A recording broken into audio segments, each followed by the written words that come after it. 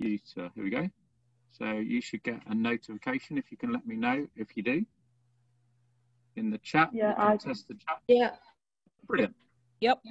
Thank you very much. So I can't see the chat, which is upsetting. So what we're going to use is the WhatsApp group. So you can put comments and things in the WhatsApp group. Forget about the slide where it says put the chat in Zoom. I don't want to move from this now that this is running and this is working, right? So, yeah, here we go. So 11:30. Okay, so coping with failure. This is the anything and everything of failure, which I thought was quite a good title that one of you mentioned in the WhatsApp group. And this is really a lecture for all medical, nursing, allied healthcare professionals, or who are students, and anyone really interested in dealing with failure and coping with it. Because as the image will show on the right, I don't know why I'm getting echo, but anyway, as the image will show on the right, some people act with failure or deal with failure in very different ways. So this is the QAnon shaman, for those of you that aren't aware, who stormed the Capitol building a couple of weeks ago. This is an extra session because I got asked to cover a gap that somebody else was covering. So that's good. Really enjoy that. And I just wanted to do a bit of housekeeping stuff before we start. Firstly, please feel free to put stuff in the WhatsApp group. I'll have that open as well, and I'll look at that for the comments as we go. Secondly, if you want to go out for a walk, feel free. I would suggest that, as long as you do it in a socially distanced way, but it's good to get exercise. And even if you don't get up, feel free to stand up, move around, do other things to keep yourself active. The usual disclaimer, I'm incredibly grateful to the various people that employ me, who allow me out to lecture, but everything that I say is my personal views and not representative of anybody who employs me. So I think it's important to get that out of the way. Now that we've done that, can we go to the WhatsApp chat, please, and just put some thoughts, words, feelings associated with the term failure so I can tailor the rest of the talk. And we're literally, in the next 60 seconds, whatever you guys put in there will be completely anonymous. Here we go. Getting some stuff coming through. That's very good. I will read stuff out, but I'm not going to say your name. So, shame, sadness, stressful, anger, embarrassing, worthless, worry, embarrassment, disappointment, black and white thinking, maybe, is that? Stress, anxious, yeah. Not doing enough, not doing good enough, white. Oh, there we go. Black and white thinking, shame. Wow, guys, I didn't expect those words. Hopelessness / wanting to give up. No, don't do that. Don't do that. Don't do that at all. Learning. Okay, Lucy, that's good. To be fair, right? Loss. How do we mean loss? To be fair, right, with all of that, I completely agree when I was in your situation in 2008. When I was a medical student in Leicester, so grateful and so happy to be there because I didn't think I'd get there. It was amazing that, oh my God, I'm a first year medical student. I'm a second year medical student. Oh my God, I'm a third year medical student. By the fourth year, people were telling me, Kish, for God's sake, just shut up, like get over it, okay? But I did feel these things, exactly, demotivating, let down, pointless, trying again.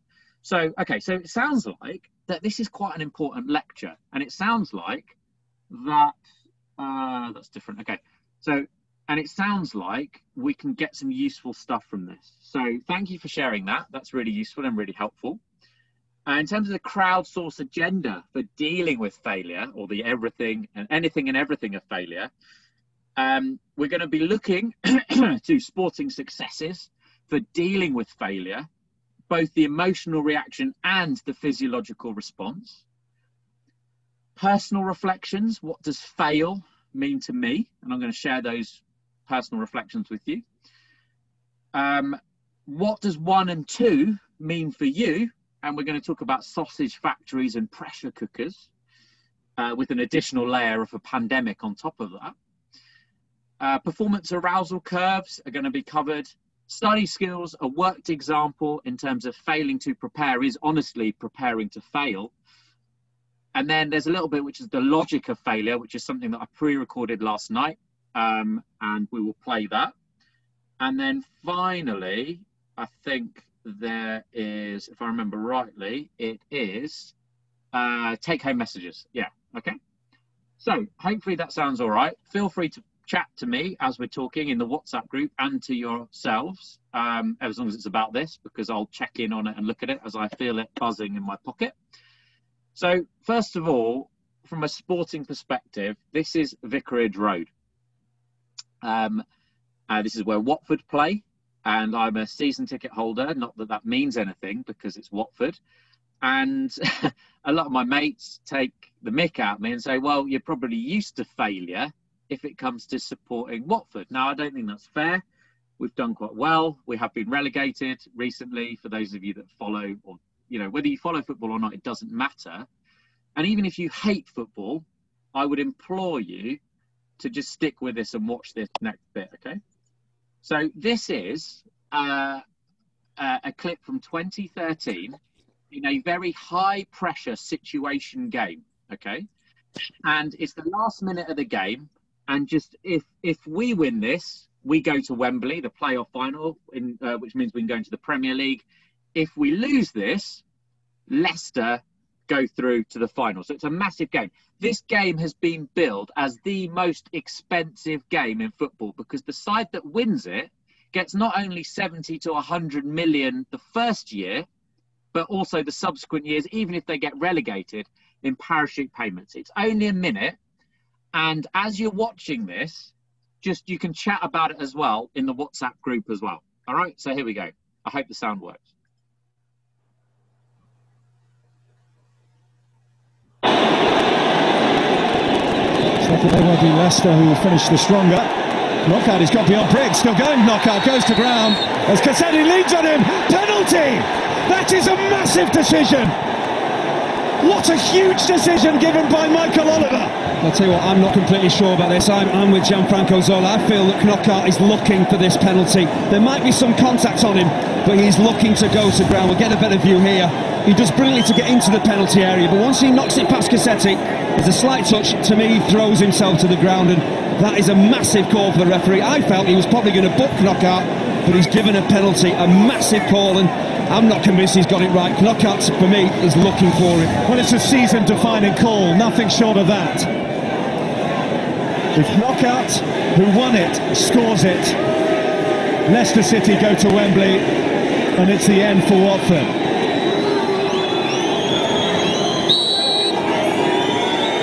Knockout takes, Almunia saves, Knockout follows in, Almunia saves again!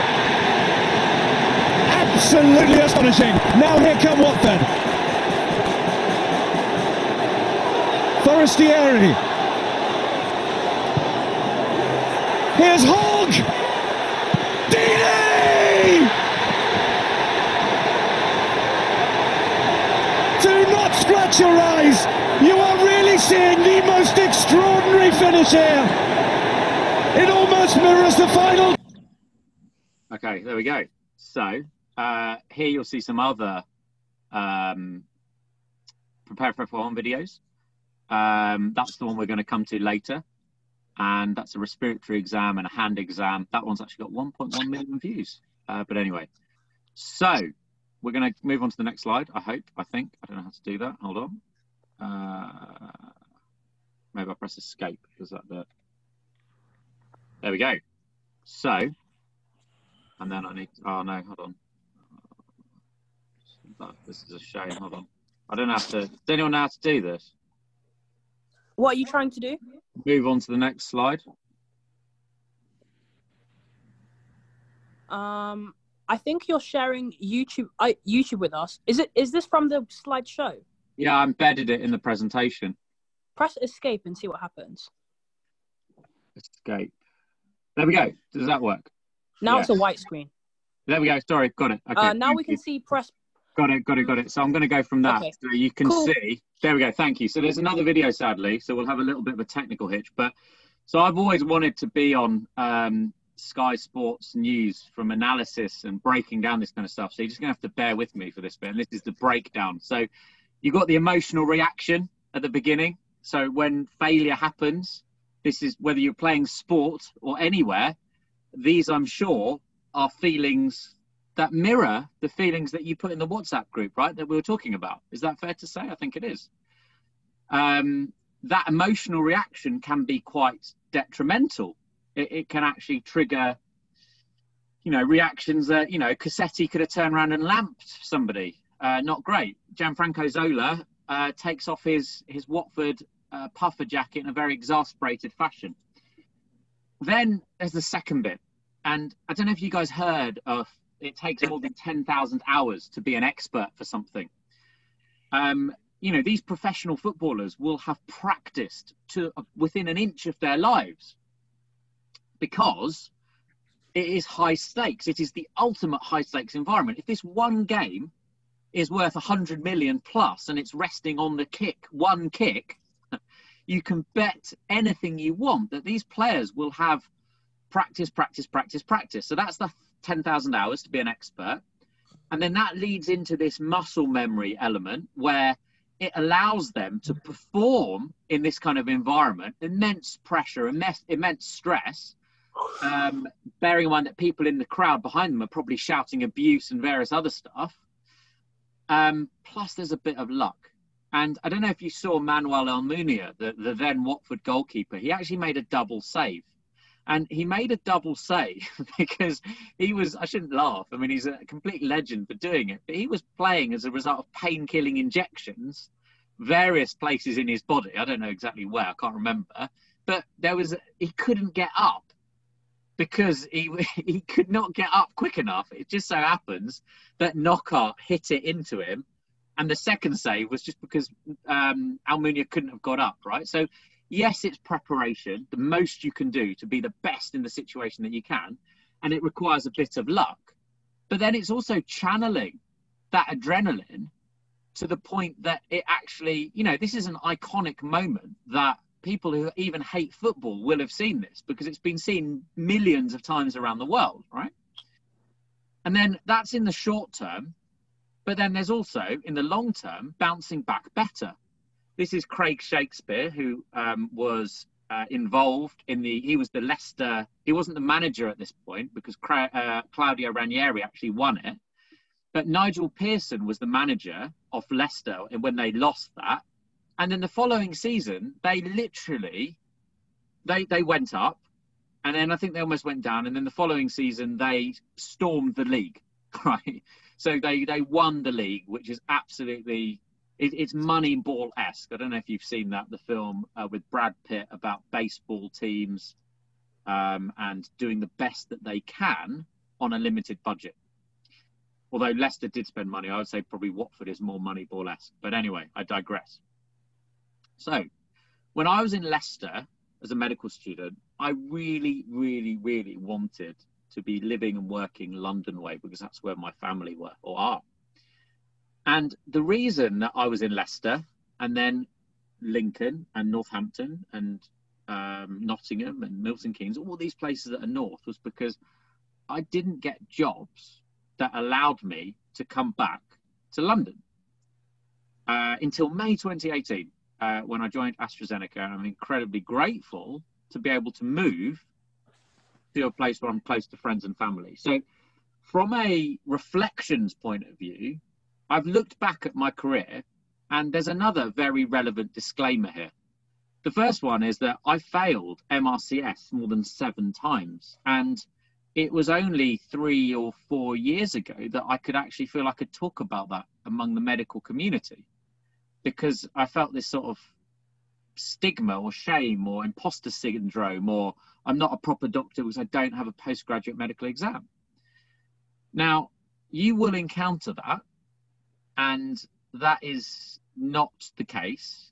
And I can remember the people that were my mentors. I can remember John Evans, a surgical consultant that I worked with. And he goes, Kish, you just got to dust yourself down and get back on the horse. So I did, up to 7 times. And I can even remember writing on one of these things at the Royal College, the paper, something along the lines of defeat is only temporary. It becomes permanent when you give up. So I'll see you next time, exclamation mark. Now, I didn't see them next time, and there's different reasons for that. But this talk isn't about that. This is about looking back in terms of what my personal relationship with failure has been. So in 1996, I failed the 11 plus, didn't take it seriously. Also, my grandfather died probably around the time, maybe in 97, didn't really like it. Obviously, the verbal, non-verbal reasoning, algebra, the various ways that test was set up was really problematic. In year 9, middle school, I got pulled to see head of middle school. And I was asked, Kish, what do you want to do? And I said, I'd like to be a doctor. And I was told, well, we don't think you're going to get the right A-levels. Sorry, we don't think you're going to get the right GCSEs. Therefore, we don't think you're going to get the right A-levels. Therefore, we don't think any medical schools are going to take an interest in you. 2002, even in between that, in year 9 and year 10, in 2000, actually, I was hospitalized in 99, over into the millennium. And leading into the GCSEs, because I was chubby as a kid and I got given an adult dose of hydroxychloroquine, which is an anti-malarial. It might be chloroquine, I can't remember. Now, when they give that to the forces, it's also known as Suicide Wednesdays or whatever, because it has severe psychotropic effects. And I can remember getting told, it probably was around the same time as that conversation in middle school, that I might have to take a year out to catch up on the 6 weeks of biology and, my GCSEs that I missed. And Dr. Rowell, she was a PhD and she was also my biology teacher. She was amazed that I came back from hospital and in 6 weeks I'd caught up, because biology was it was second nature to me. I could do it. Maths and physics, that was harder. But biology, PE, the things that I was good at, I was fine. Then at A-levels, there was a bit of an issue with AS maths.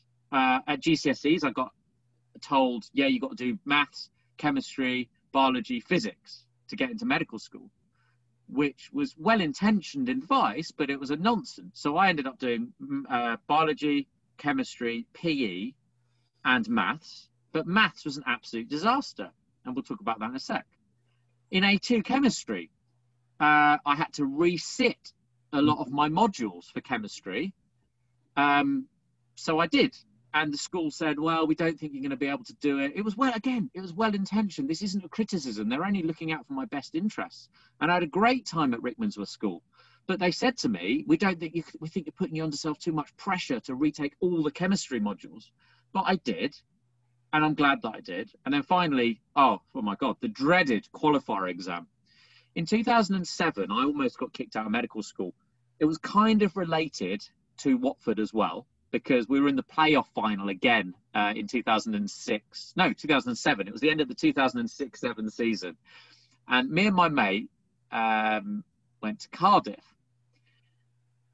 And I didn't revise for a head and neck exam and a reproduction exam, repro system, perhaps as much as I should have done. But it was probably more than that. And it was easy to blame that trip to Cardiff, the Millennium Stadium, as the reason that I failed, but it wasn't. The reason that I failed and ended up having to take a qualifying exam, and what that meant was, if I didn't pass it, I would be, kicked out. That would be it. And that exam covers everything over 2.5 years. So what that really flagged to me was that was the point that I couldn't continue with my inefficient, passive learning styles that I had. So anyway, I think I mentioned that in other courses or other talks. So what we're going to do is we're going to reflect on that again. And I'm going to talk about, I genuinely think, it's easy for me to sound contrite now, as, oh yeah, failing is first attempt in learning, because at each of those little steps, each of those gradation points, I genuinely probably felt it was the end of the world, was very worried about it, and exactly the same feelings that you just shared with me in our WhatsApp group, right? Without a shadow of a doubt. So I don't want you, when I'm talking through this, the next slide, I really want you to to take on board the fact that this is with the benefit of hindsight and a retrospective scope, and it's only reflecting on it in the cold light of day where I realized that, you know what, it doesn't actually matter, some of this stuff. So, you know, 11 plus, yeah, okay, I need to do the work for exams, fine. Year 9, it was very much a case of regret minimization framework. I would rather do it, at least give it a go, because otherwise I would always regret what if I didn't give it a go going into medical school. GCSEs were just enough. Half of my grades were great, half of my grades were not great from a medical perspective, and I only did 9 GCSEs. That's not a lot at all. AS, biology, PE, great, high grades. Chemistry here was a C, and maths AS was a U.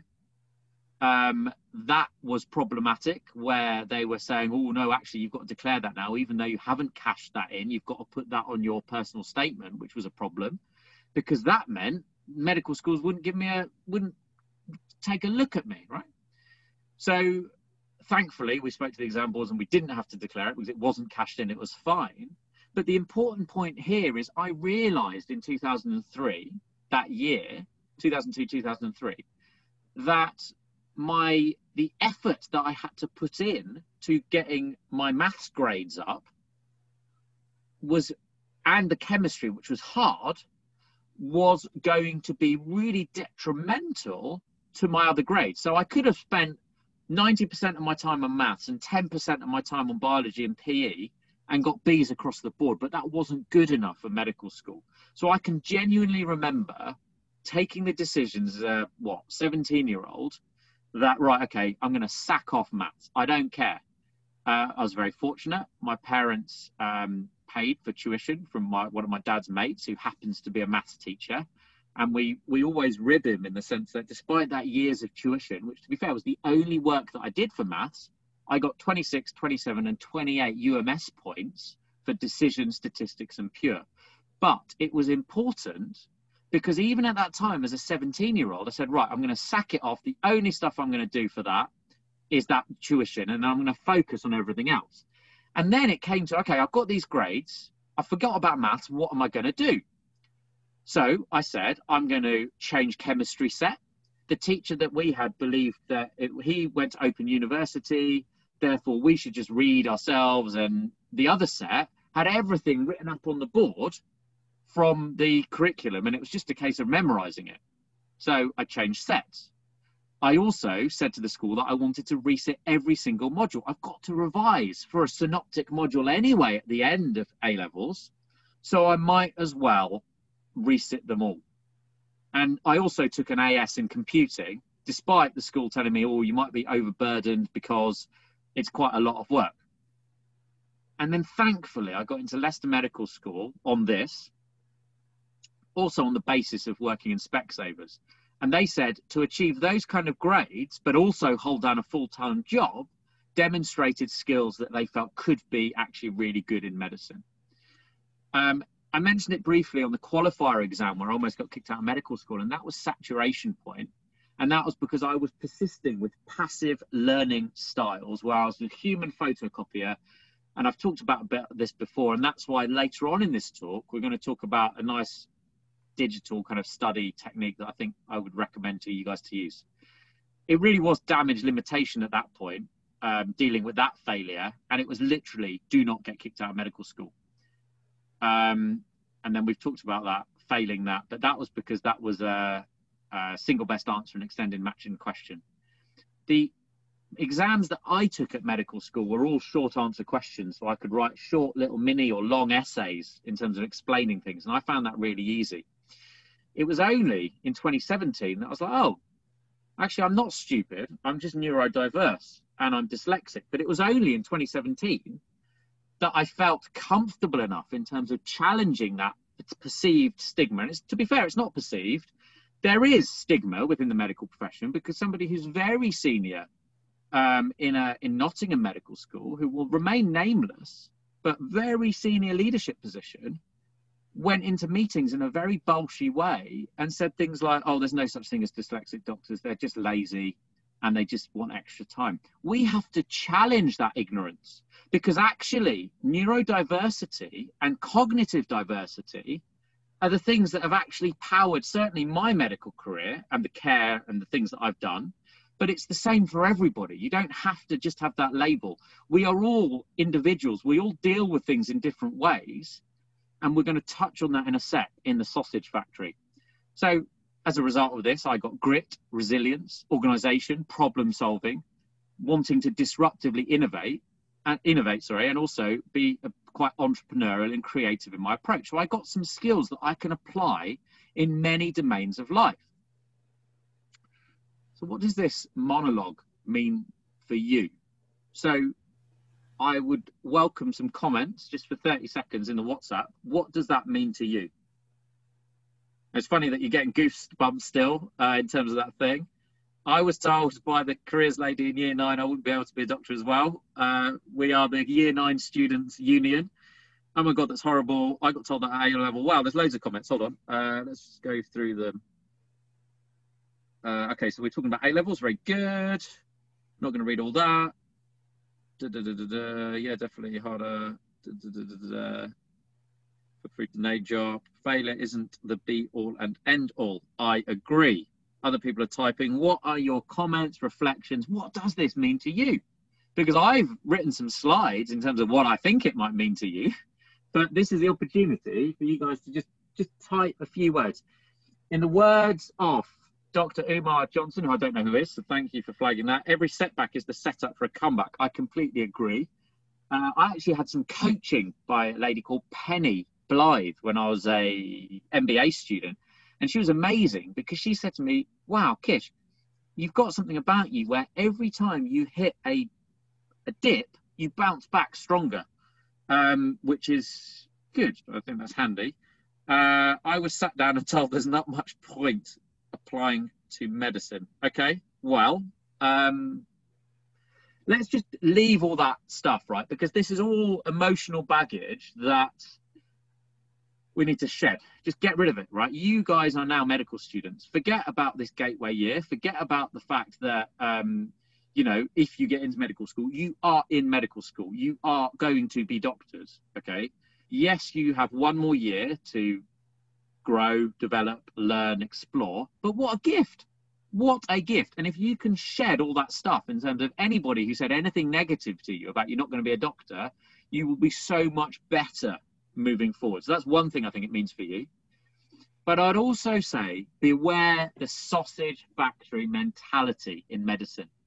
And I don't mean Hull York Medical School in this, because Hull York Medical School is a very different kind of medical school, and they do value individuality, and they do great things, right? But the medical mentality on a whole, in terms of what do, we basically take highly performing kids that are very good academically, but they've also almost going to be nominated for a Nobel Peace Prize because of all their extracurricular activities that they do. And then we put them into a sausage factory where we try and homogenize so that we get single units coming out that are interchangeable units, and they're doctors, right? Now, this isn't being critical of the process, because it's actually very important that you go through that lay to professionalization process, because it's needed. You as 18-year-olds, 19-year-olds, 20-year-olds, you will see things that other people may never see in their lifetime. Maybe a dead body, maybe somebody very poorly, maybe somebody very unwell, maybe a story that is similar, and it really resonates with you. So the problem that poses is, unless you get that resilience and that training, there is an element of the sausage factory that is needed. But when you combine the sausage factory with a pressure cooker environment, what happens? And I don't know, I guess it'll explode, but by the pressure cooker environment, I mean, medical schools around the country are inherently full of highly achieving people that are very competitive, that are very able, that are very intelligent, and they have been big fishes in small ponds. But then when they get into medical school, it's different. You're no longer a big fish in a small pond. You are, and I say, don't mean this in a derogatory way, because I was as well. We all are as medical students. Basically, I used to say either amoeba or corks in an ocean. Okay, and we're just bobbing, hoping that we get through and we don't get swept away and kicked out. And that's certainly how I approach medical school.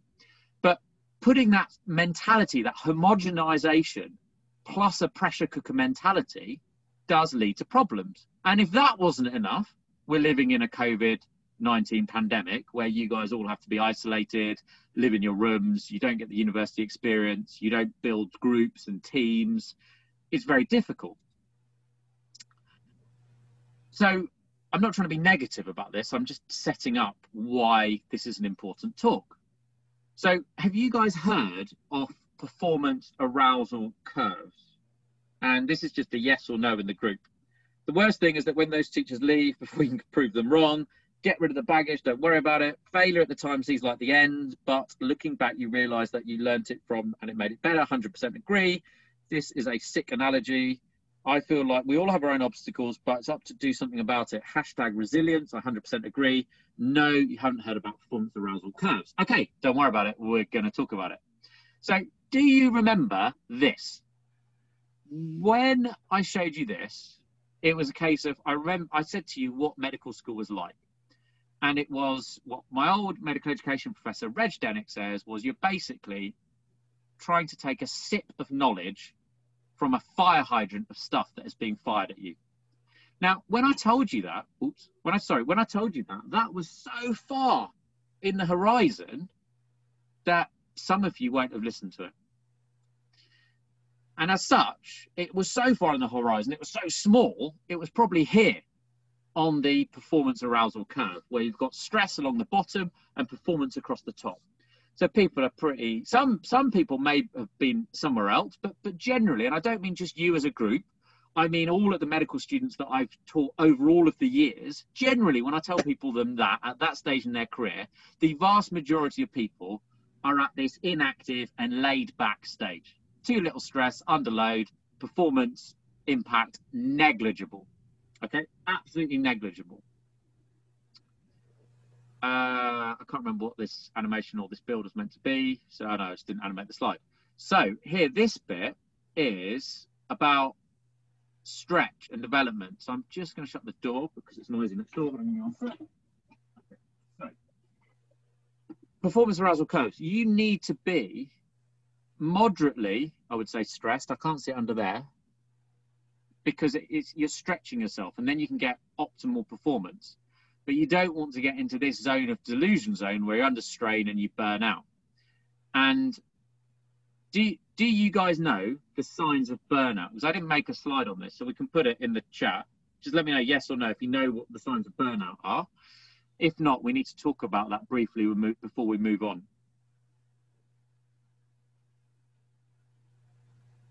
No, okay. So burnout is when you literally, how can I phrase it? Burnt out. So you're not engaging, you're not enjoying life, you're not enjoying your family, your friends, your hobbies, you have no energy, you have mental fog, cognition issues. It's bad, right? Because we need sleep, we need recovery, we need nutrients, we need all those things. So signs of burnout are worrying. But the rate of burnout among doctors is high because we do stressful work.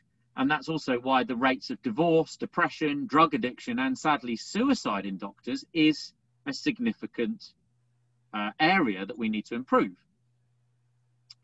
So the other thing about this is tunnel vision. So as the stress builds, people's focus narrowed down to tunnel vision. And that is a problem because that is a sign as well in terms of going towards burnout, where you focus down on things to that degree, right? So I appreciate that's a bit heavy. And to break it up a bit, I don't know if you guys watch Have I Got News For You, but I've got a picture round. So what is this and what do I do? Here we go, anxiety, survival mode, brain fog. I would like you all to, you can say, even if you have no idea, just say no idea. It doesn't matter, right? It's about being open about what we don't know. I don't know how to use Zoom, and you guys help me, right? So I didn't know what this was until I Google searched the image for it, right? Anxiety, no, here we go, germ. I'm not going to say yes or no. I want to see what you think because I've put a lot of effort into this. So keep going. Bacteria.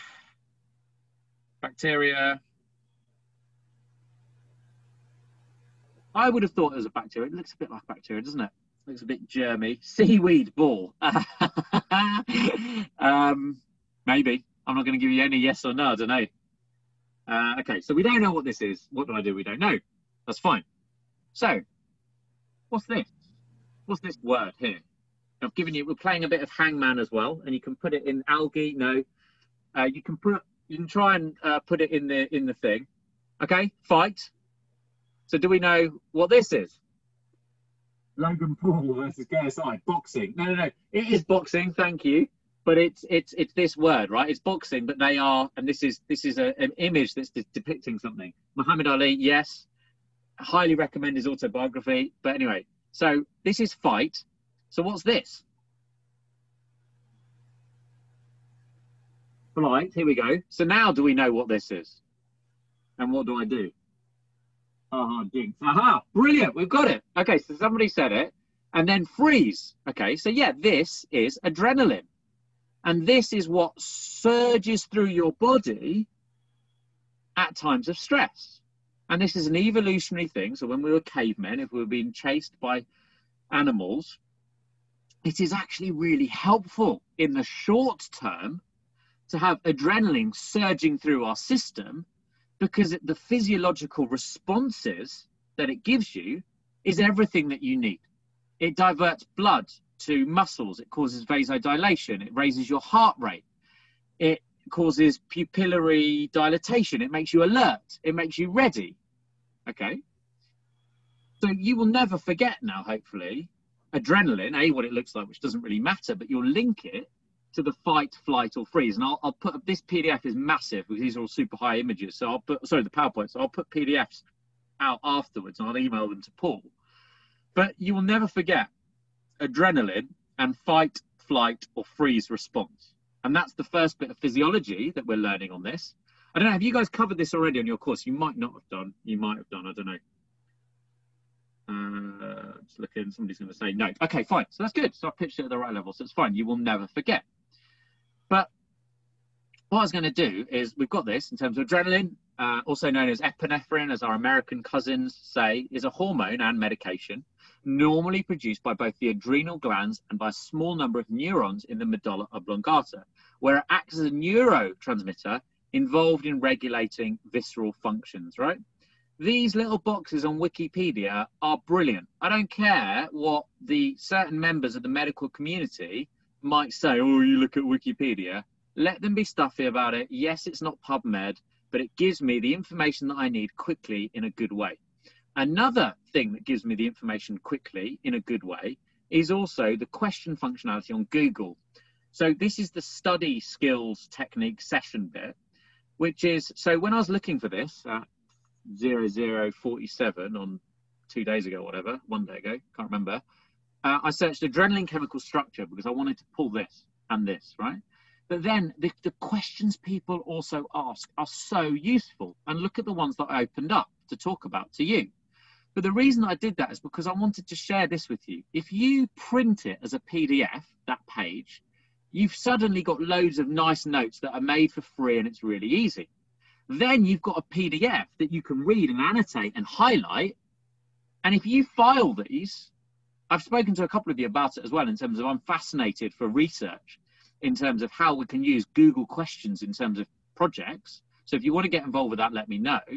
But how easy is this? So please, please, please do this. And that's almost a kind of step-by-step guide to do that. I don't know whether, do any of you guys do that already? Is this something you've thought about? I don't know. So let me know if you have, or if you haven't, or if you think it's useful, but I do think it's good. So there's that. So we're now going to talk about the logic of failure. And this is a routine operation. And this is a story about Elaine Bromley. And it's a book, in a book by Matthew Syed called Black Box Thinking. It's only 15 minutes, and then we're going to wrap. Not the whole lecture, but most of the slides. We'll just close here because this is really, really important. So feel free to keep chatting if you want. If it's useful on the WhatsApp group as you're watching this, we can have a discussion there as well. But I think this brings the importance of failure into what you are going to be doing very, very soon. I'd like to read through this, or not the whole book, because we've only got 90 minutes, but it's a routine operation, and it's the start of this book, which is Black Box Thinking by Matthew Syed, and it's about marginal gains and the secrets of high performance. On the 29th of March, Martin Bromley woke at 6:15 a.m. and made his way to the bedrooms of his two young children, Victoria and Adam, to get them ready for the day. It was a rainy spring morning, and a few days after Easter, the kids were in high spirits as they sprinted downstairs for breakfast. A few minutes later, they were joined by Elaine, their mum, who snatched a few extra minutes in bed. Elaine, a vivacious 37-year-old who had worked in the travel industry before becoming a full-time mother, had a big day ahead. She was due in hospital. She had been suffering from sinus problems for a couple of years and had been advised that it would be sensible to have an operation to deal with the issue once and for all. Don't worry, the doctor had told her. The risks are tiny. It's a routine operation. Elaine and Martin had been married for 15 years. They'd met at a country dance through a close friend, fallen in love, and eventually moved in together in a house in North Marston, a cosy village in the heart of rural Buckinghamshire, 35 miles northwest of London, for those of you up in Hull and York that might not know where that is. Victoria had arrived in 1999 and Adam 2 years later in 2001. Life was, as for many young families, hectic, but it was also tremendous fun. They had been in an aeroplane for the first time as a family the previous Thursday and had gone to a friend's wedding on the Saturday. Elaine wanted to get her operation out of the way so she could enjoy a few days' break. At 7:15 a.m. they left home. The kids chatted in the car as they made the short journey to the hospital. Martin and Elaine were relaxed about the operation. The ear, nose and throat surgeon, Dr Edwards, had more than 30 years experience and was well regarded. The anaesthetist, Dr Anderton, had 16 years of experience. The hospital had excellent facilities. All was set fair.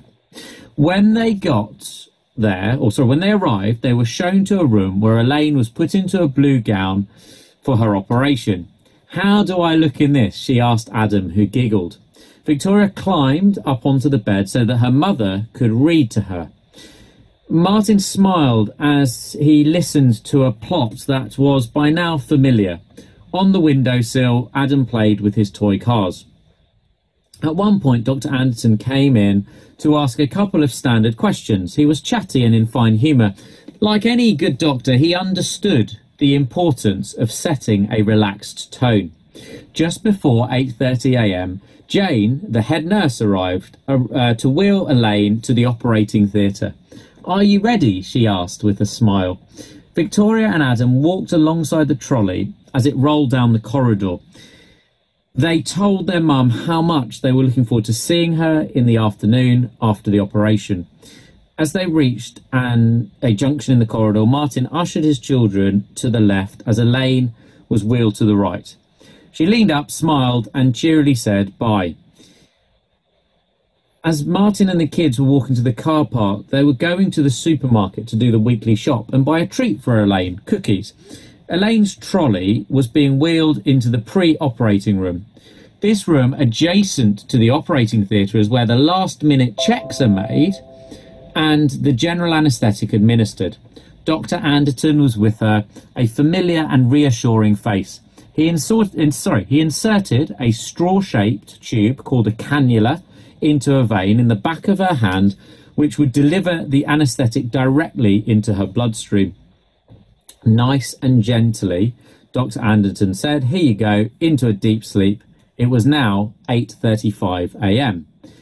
Anesthetics are powerful drugs. They don't just send a patient to sleep, they also disable many of the body's vital functions, which would have to be managed artificially. Breathing is often assisted via a device called a laryngeal mask, or an LMA, or a laryngeal mask airway, and this is an inflatable pouch that is inserted into the mouth and sits just above the airway. Oxygen is then pumped into the airway and down into the lungs, i.e. taking over the work of breathing. But there was a problem. Dr. Anderton couldn't get the mask into Elaine's mouth. Her jaw muscles had tightened, a familiar problem during anaesthesia. He delivered an additional dose of drugs to loosen the muscles, then tried a couple of smaller laryngeal masks, but again couldn't insert them. At 8:37, 2 minutes after being put under, Elaine was beginning to turn blue. Her oxygen saturation had fallen to 75%. Anything below 90% is significantly low. And at 8:39, Dr. Anderton responded by trying an oxygen face mask, which sits over the mouth and nose. He still couldn't get air into her lungs. And I'm not reading this bit, but presumably because the muscle spasm had got so much that even that mask on top of the airway couldn't do the job. At 8:41, he switched to a tried and tested technique called tracheal intubation. This is a standard protocol when ventilation is proving impossible. He started by delivering a paralysing agent into the bloodstream to completely disable the jaw muscles, allowing the mouth to be fully opened. He then used a laryngoscope to cast a light to the back of the mouth, helping him to place the tube into the airway. But at this point, he hit another snag. He couldn't see the airway at the back of the throat. Normally, this is a neat triangular hole with the vocal cords to either side. It is usually quite easy to push the tube into the airway and get the patient breathing. With some patients, however, the airway is obscured by the soft palate of the mouth. You just can't see that little gap where you need to place the tube. Dr. Anderton pushed on the tube again and again, hoping that he would find the target, but he couldn't get it in. By 8:43, Elaine's oxygen saturation had dropped to 40%. This was so low, it represented the lower limit of the measuring device. The danger is that without oxygen, the brain will swell, causing potentially serious damage because it's deprived of oxygen. So the brain is a vital organ and it needs a consistent supply of oxygen so that it can deliver nutrients to it, i.e. glucose and blood. But anyway, I'm ad-libbing from the book. Elaine's heart rate had also declined, first to 69 beats per minute, then to 50. This indicated a lack of oxygen to the heart too. And that's because, we'll talk about this, but the blood supply to the heart is via the coronary arteries, and we'll do that on another session. But it's actually quite interesting in terms of how that blood supply goes to the heart. So remember that, make a note of it, and I can pick that up in a next session if it's interesting for you guys. But the situation was becoming critical. Dr. Bannister, an anaesthetist in the adjacent operating theatre, arrived to provide assistance. Soon, Dr. Edwards, the ENT surgeon, had joined them too. The nurses were on standby. The situation was not yet disastrous, but the margin for error had started to shrink. Every decision now had potentially life and death consequences. Thankfully, there is a procedure that can be used in precisely this situation, and it's called a tracheostomy. All the setbacks so far had been in trying to access Elaine's airway via her mouth. A tracheostomy has one huge advantage. You don't go near the mouth. Instead, a hole is cut directly into the throat and a tube inserted into the windpipe. And that is the area, the little soft bit there. We can go into it another time, but that is the area. You could potentially save somebody's life doing this. It's the thing on planes where they put a biro in there. I'm not recommending you do that, but just so you guys know, and it will come on your course in future time. It is, however, risky and only to be used as a last resort. And I would hasten to add, with people with appropriate training. But this was a last resort. It was now possibly the only thing that would stand between Elaine and life-threatening brain damage. Excuse me. At 8:47, the nurses correctly anticipated the next move. Jane, the most experienced of the three, darted out to fetch the tracheostomy kit. When she returned, she informed the three doctors who were now surrounding Elaine that the kit was ready for use. They shot a glance back, but for some reason they didn't respond. They were continuing to force the tube into Elaine's concealed airway at the back of her mouth. They were absorbed in their attempts, craning their necks, talking hurriedly with each other. Jane hesitated as the seconds ticked by. The situation was becoming ever more critical. But she reasoned that the three experienced consultants were at hand. They surely had considered the use of a tracheostomy. If she called out again, perhaps she would distract them. Perhaps she would be culpable if something went wrong.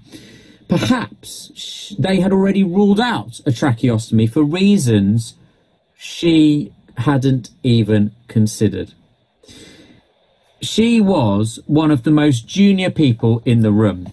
They were the authority figures. The doctors had by now significantly elevated heart rates. Perception had narrowed. There is a conventional physiological response this is a conventional physiological response to high stress, like the slides that we talked about in terms of stress and adrenaline and what it does to you in terms of that fight, flight or freeze response. So the doctors had now significantly elevated heart rates. Perception had narrowed. That's that tunnel vision, that tunnel focus. But this is a conventional physiological response to high stress. They continued to try to insert the tube into the airway at the back of the throat. The situation was becoming desperate. Elaine was now a deep blue. Her heart rate was a mere 40 beats per minute. She was starved of oxygen. Every second delayed was narrowing her chances of survival.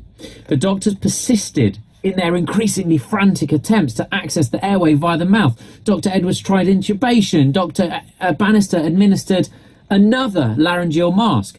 Nothing seemed to work. Jane continued to agonise over whether to speak up, but her voice died in her throat. At 8:55, it was already too late. By the time the doctors had finally got oxygen saturations back up to 90%, 8 minutes had passed since that first vain attempt at intubation. In all, she had been starved of oxygen for 20 minutes. The doctors were astounded when they looked at the clock. It just didn't make sense. Where had the time gone? How could it have passed so quickly? Elaine was transferred to intensive care. A brain scan would later reveal catastrophic damage. Normally with a scan, it is possible to clearly make out textures and shapes. And we can look at some of my CT scans in future talks. I can get some images if you want to see those. It is recognisably a picture of a human brain. For Elaine, the scan was more like television static. The oxygen starvation had already caused irreparable harm. At 11 a.m. that morning, the phone rang in the living room of the Bromley home in North Marston. Martin was asked to return to the hospital as soon as possible. He could tell something was wrong, but nothing prepared him for the shock of seeing his wife in a coma fighting for her life. As the hours passed, it became clear that the situation was deteriorating. Martin couldn't understand it. She had been healthy. Her 2 kids were at home waiting for her to return. They had bought the cookies from the supermarket for her. What on earth had gone wrong? He was taken to one side by Dr. Edwards.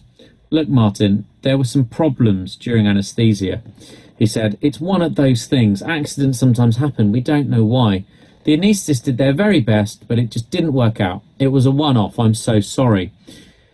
There was no mention of the futile attempts at intubation, no mention of the failure to perform an emergency tracheostomy, no mention of the nurse's attempt to alert them to the growing disaster.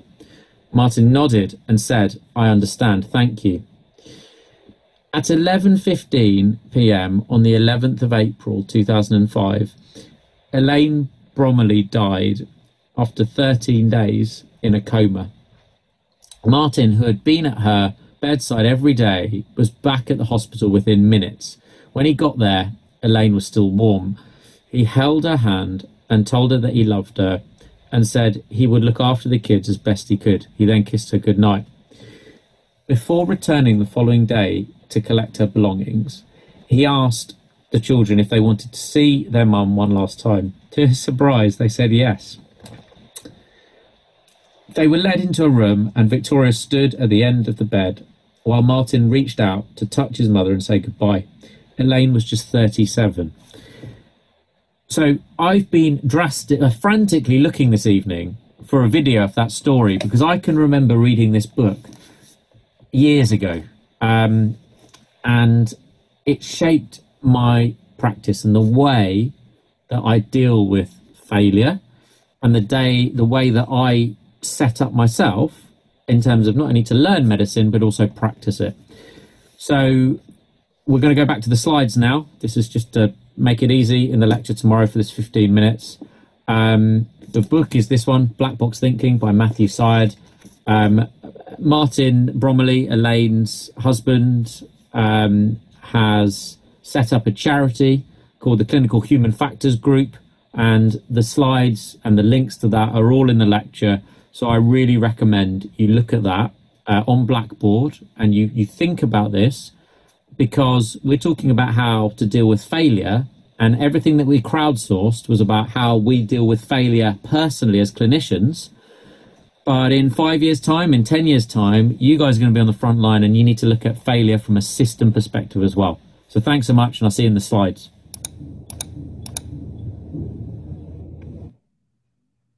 Okay, so these are the further resources that I'd like you guys to look at and think about. Martin Bromley is talking about, he's made this charity, the Clinical Human Factors Group, in terms of how to fail. He is a pilot. He spends 50% of his time flying, and those kind of safety issues would never be tolerated in aviation. So he's a very interesting person to look at and support their charity and look at it. And I think I posted one of his videos last night on my LinkedIn page. So have a look at that as well. I think it's a teapot challenge that they're doing to raise funds for their charity. So it's well worth looking at. What my key take-home message is for this, just as we come to the top of the hour: medicine is inherently stressful, but it is also the best career in the world. So clearly it's vital to achieve a balance, and an approach to failure is a big part of this. There is a lot you can control. There's also a lot you can't control, but you need to focus on the bits that you can. Therefore, preparation is everything. And that is from both personal and professional perspectives. So preparation now will stand you in good stead for when you are all FY1s in 2026. And that's why I've saved you. The ones of you that chat to me, I've saved your numbers on my phone as name FY1 2026. The ones of you that don't chat to me, it's just a number and I have no idea. But the things that you can control is this slide again: meditation, be healthy, happy, sleep, rest, regenerate, recharge, eat healthily, exercise. And if you want to buy a hack and look at your vitals as well, do that as well. So thank you so much for listening. And I'm going to go on to the next slide, which is the resources. And then I'm going to wrap the recording. Hold on. How do I stop that? Stop recording.